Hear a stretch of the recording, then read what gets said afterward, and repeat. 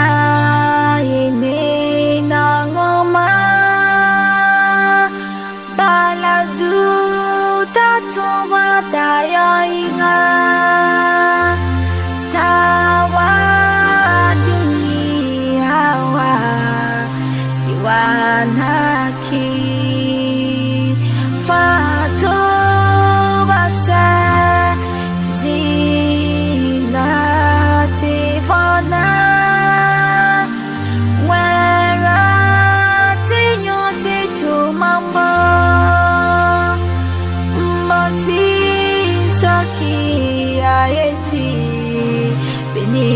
Nangre gana isanang wiwa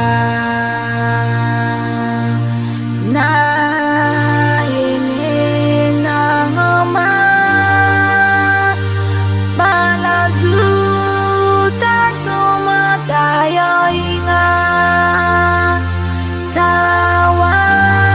dunia wa iwanaki Fatu basa zina tifona wera tenyoti tumambai mbati soki ayeti bini nangre gana isana wiwa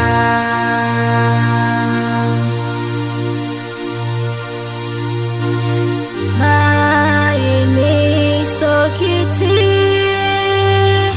ani wawa dunia wa geka ba mingabo geseleki azin dusi dunia wasu yesu dazekanu yeliti atom dunia wa tada inga minga upe bilang wanaki fatu wasa ile basa irisa sia anam pokazwo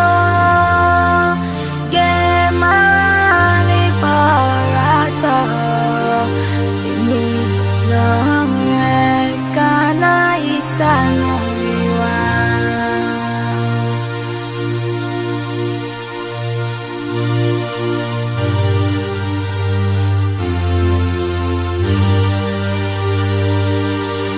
na ini sokiti ani wawa dunia wa geka ba mingabo kaze dusi dunia wasu Yesu dazekanu yeliti atom dunia wa tada